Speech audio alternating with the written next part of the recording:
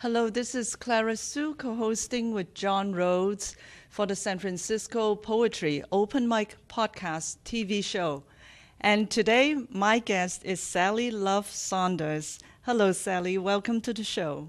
Hello, it's nice to be here. I've watched it many, many times. Thank you. Big pleasure to be here live. Well, we're very glad to have you here. Sally is probably one of the most big-hearted, loving person I've ever known.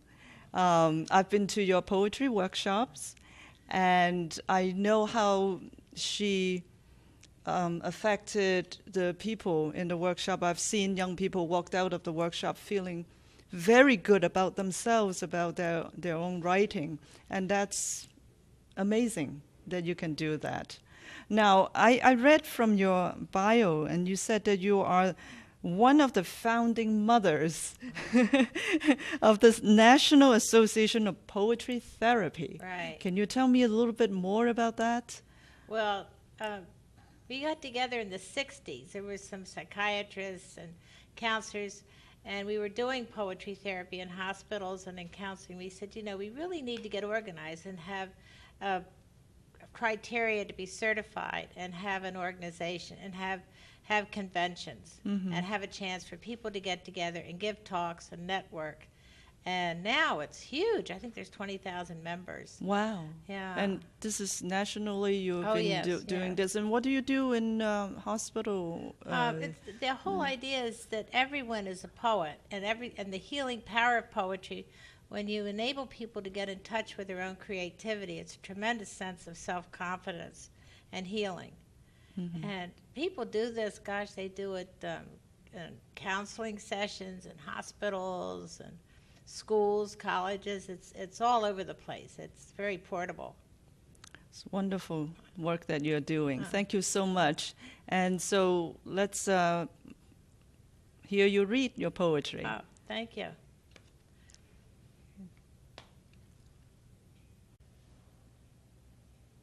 Hello.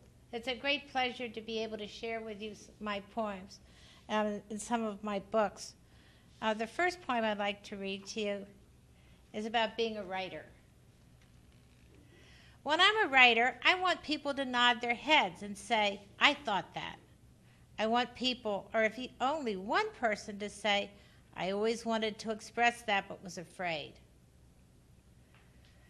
If I could take words out of someone's stuck throat and give air and voice to what has been stuck inside, then I will be a writer, even if it's composing on a napkin, on a train, or in a coffee shop. It doesn't matter where, any place is okay. Someday I'm going to sharpen 1,000,000 pencils and write, until all that's left are their stubs. Then I'll take a little break.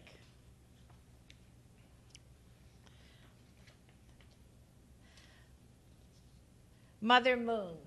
I love writing about the moon. It's one of my favorite subjects. Mother Moon, all night long, cradles me in her arms, softly sings lullabies and spirituals.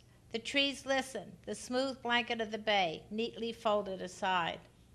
The moon's arms around me, comforting, humming. She soothes me all night long.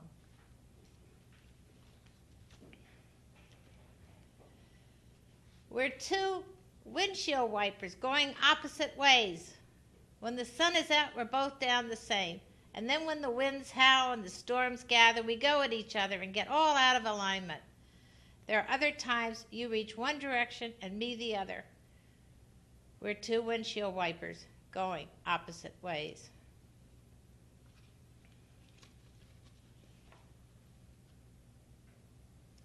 Here's a poem I wrote when I was 21.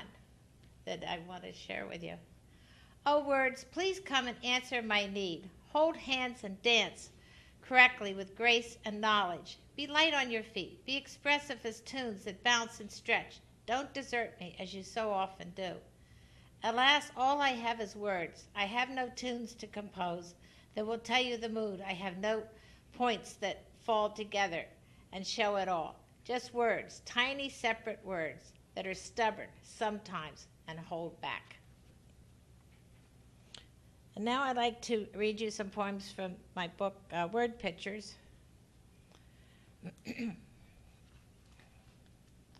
Word pictures. Framed in the city window, an all-black cat poised in prayer position.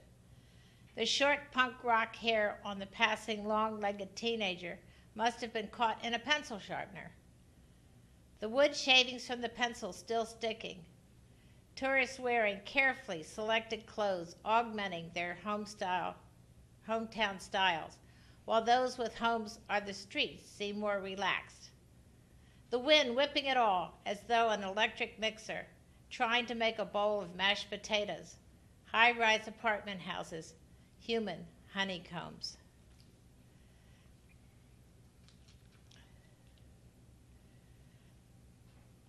Find. There is a place where time has stopped, where the gulls glide with the wind, and myriad ripples of the water flicker like a flock of birds.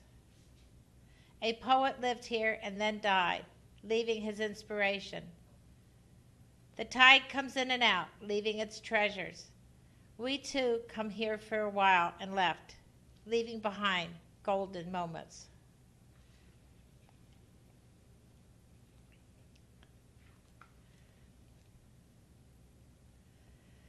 When I was a child, I looked forward to being a grown-up. Up, I thought, would be on a high plateau, living in existence as though wearing high heels all the time. Now I am an adult. My existence is on a pogo stick, up and down. There's no grown-up level like I imagined as a child.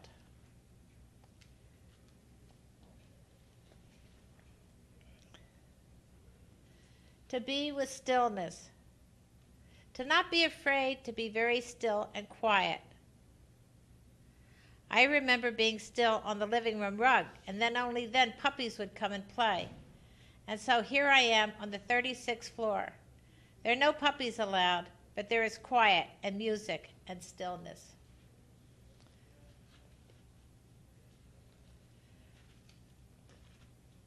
Whirling, spinning, whirling down the very green hill at Idlewild. The spinning, the dizziness, and the fun. I went back to that hill and tried to rolling down it as an adult.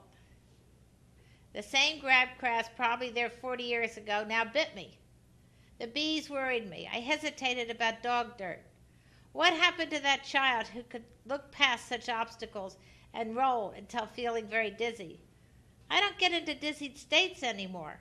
Why do I shy away from abandonment, preferring instead sure-footed record keeping? My homework is to feel dizzy once again.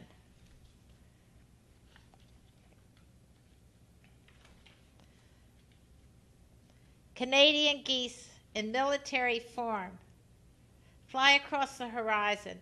Their straight black line reminds me of a Navajo's weaving shuttle going from side to side, leaving a dark pattern on the loom of the sky.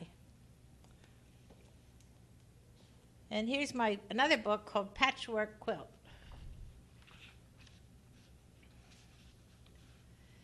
Today is the bits and pieces sewn together, all those odd chores that need to be attended to are pieces sewn together with jagged stitches. Wash hair, see about the shaky washer and dryer, buy a raincoat, all such disjointed activities.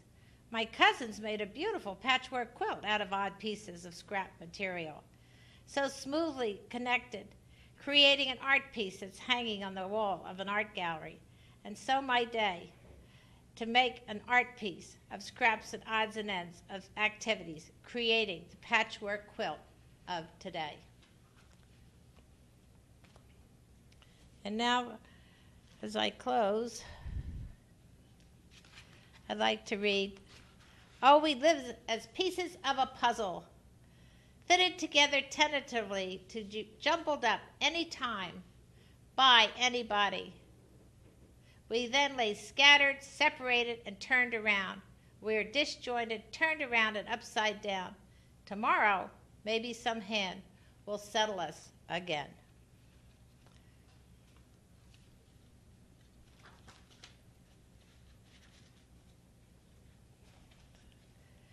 Frustration claws and paces back and forth.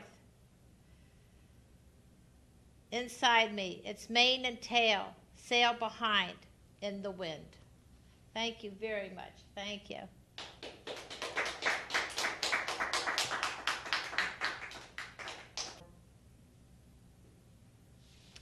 Thank you, Sally, for your poems.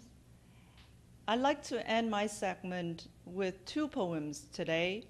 And the first one is titled Backwash. This poem, I co-wrote it with another friend. Her name is Deborah Winslow. Actually, she wrote the poem first, and then I decided to write my lines between her lines. Backwash. I keep thinking you're unhappy. The end of the world has no story. You keep thinking I'm unhappy, like Christmas with angels and glory. He keeps thinking I will make him happy. A kid says, no way. She keeps thinking I'm in the way, no fun and no play. I keep thinking you're thinking no gifts, no bloodletting glory. That maybe she is thinking incorrectly. No gifts, no bloodletting glory. She keeps thinking that maybe you're thinking no fun and no play, that everything is okay. A kid says, no way. Mother, father, lover, brother, sister, like Christmas with angels and glory. Choose your weapon. The end of the world has no story.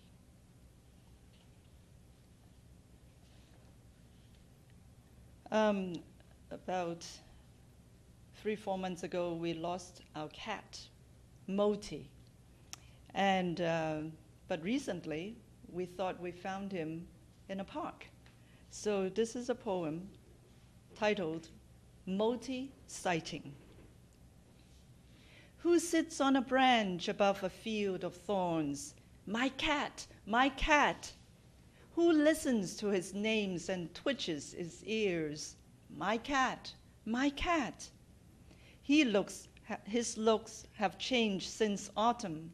From living wild and eating mice, we're trespassing his kingdom that can't be bought at any price.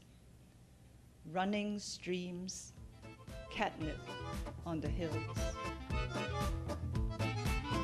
Thank you very much for tuning in. My name is Clara Sue, co-hosting with John Rose for the San Francisco Poetry Open Mic Podcast TV show.